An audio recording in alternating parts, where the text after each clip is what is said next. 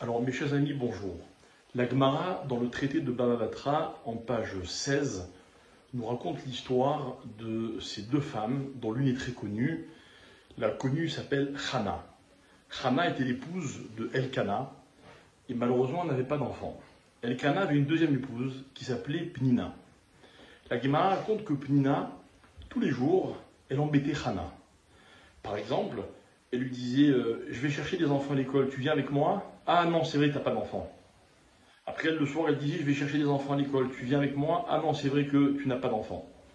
Et donc, tous les jours, le matin et le soir, à chaque fois qu'ils étaient à table et que la Gemara dit que le mari distribuait le pain, alors elle disait à Hana, il te faut combien de morceaux? Ah, un seul, c'est vrai, tu n'as pas d'enfant. Au point que Hana, on imagine sa douleur et sa détresse, a prié. Elle a prié comme personne n'a jamais prié. Dieu l'a écoutée, elle a eu un enfant. Et elle reste pour nous l'exemple de la tefila. Voilà pourquoi tous les matins, dans la prière, on récite le texte de Vatipel, Hana, la fameuse prière de Hana. Mais Pénina a fait pleurer Hana.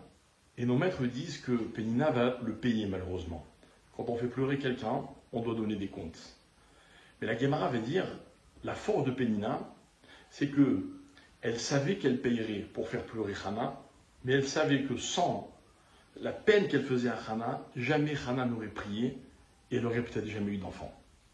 Donc, elle s'est littéralement sacrifiée pour que la prière de Hana porte et qu'elle soit exaucée. Et la Gemara va dire, Pnina, Lishem Shamaïmit Kavna. Pnina va rester l'exemple d'une personne qui agit pas seulement sans intérêt, mais contre ses intérêts. Elle agit contre ses intérêts dans l'intérêt de quelqu'un d'autre. Il est très rare, mes chers amis, d'être capable de faire une action, quelle qu'elle soit, de cette dimension. Non seulement de ne pas avoir d'intérêt, ce qui paraît déjà quasiment surhumain, mais en plus d'aller contre ses intérêts pour l'intérêt de l'autre. Et voilà que le Baal HaTanya, donc le fameux Admour Hazaken de Lubavitch, va expliquer dans son Sefer, il va dire en fait, on apprend de cette femme, de Pnina, que des fois dans la vie, on peut faire des choses, mais qui nous dépassent complètement. Et il va donner un deuxième exemple en s'appuyant sur ce texte de la Gemara, qui cite également l'exemple du Satan. Le Satan, le Yetzer Hara, on voit que le Satan, il va pousser l'homme à mal agir. En fait, nous dit la Gemara, le Satan ne veut pas que l'homme l'écoute. Il veut être vaincu par l'homme. Et voilà qu'il y a une très belle histoire que tout le monde connaît dans la Torah, dans laquelle Yaakov Avinu se fait attaquer par soi-disant un homme qui est en fait un ange, qui est l'ange de Esav. Et voilà que l'ange n'arrive pas à vaincre Yaakov. Alors lorsque se lève le jour, il dit à Yaakov, laisse-moi, je dois aller chanter devant Dieu. Et nos maîtres disent qu'en fait cet ange-là, il attendait son tour, et un jour, l'ange a le droit de chanter. Quand il accomplit sa mission. Et en fait, en ne réussissant pas à vaincre Yaakov, l'ange a rempli sa mission. Le Satan, le Yetzer Hara, le mauvais penchant qui nous semble être un ennemi, en fait son but, c'est d'être vaincu par nous. Et c'est une très belle réflexion, pourquoi? Parce que ça demande un effort considérable, un don de soi inimaginable. Mais c'est possible. On va voir que finalement, il y a comme ça dans la vie, de temps en temps, la Torah nous invite à accomplir des mitzvot dans lesquels l'homme doit complètement s'annihiler.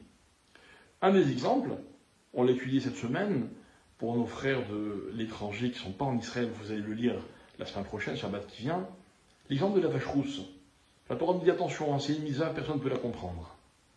En quoi c'est tellement important, on en a déjà parlé précédemment, de faire une mitzvah sans la comprendre, parce que ça veut dire qu'en fait on ne ramène pas la mitzvah à soi. Il y a des gens qui pensent que comprendre, c'est donner une dimension aux choses.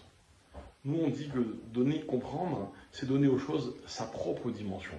Ça veut dire que les choses ont la mesure de ce que ma compréhension peut donner aux choses. Il y a des choses qui nous dépassent dans la vie. Et ne pas comprendre, accepter de ne pas comprendre, c'est finalement accepter d'être dans une dimension qui est au-delà de ce que nous sommes.